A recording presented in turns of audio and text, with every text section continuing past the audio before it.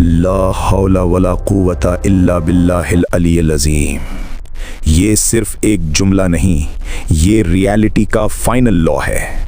اس کائنات میں پاور کا کوئی بھی سورس نہیں، کوئی ہڈن انجن نہیں، کوئی سیکرٹ فورس نہیں سوائے اللہ کے۔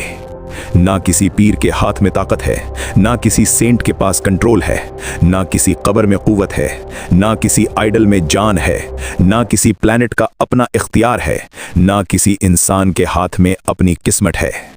جو تمہیں کنٹرول لگتا ہے وہ صرف ایلیوژن ہے، اور جو حقیقت ہے وہ صرف اللہ کی اتھارٹی ہے۔ یہ جملہ انسان کے دماغ پر ہیمر کی طرح لگتا ہے، کیونکہ انسان سب سے زیادہ جو چیز چاہتا ہے وہ ہے کنٹرول۔ اور جب کنٹرول ٹوٹ جاتا ہے، جب ڈاکٹر جواب دے دیتا ہے، جب پیسہ فیل ہو جاتا ہے، جب رشتے بکھر جاتے ہیں، جب فیوچر اندھیرا لگنے لگتا ہے، تو دماغ پینک میں کسی بھی ایکسٹرنل سپورٹ کو پکڑنا چاہتا ہے۔ یہیں سے شرک شروع ہوتا ہے، خدا سے نہیں، خوف سے۔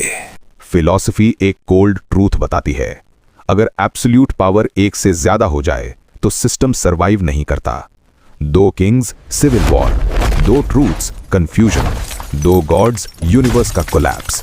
اس لیے ریالٹی صرف ون الٹیمیٹ کاز کو الاؤ کرتی ہے، اور وہ کاز اللہ کے علاوہ کوئی ہو ہی نہیں سکتا۔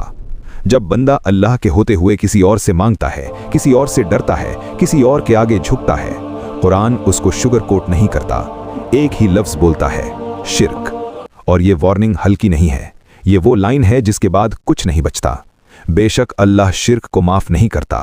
سوچو، ہر گناہ کے لیے دروازہ کھلا ہے، ہر غلطی کے لیے توبہ ہے، ہر گراوٹ کے بعد اٹھنا ہے، لیکن شرک پر موت آ گئی، گیم اوور، نو ری ٹرائی، نو ریسیٹ، نو سیکنڈ چانس۔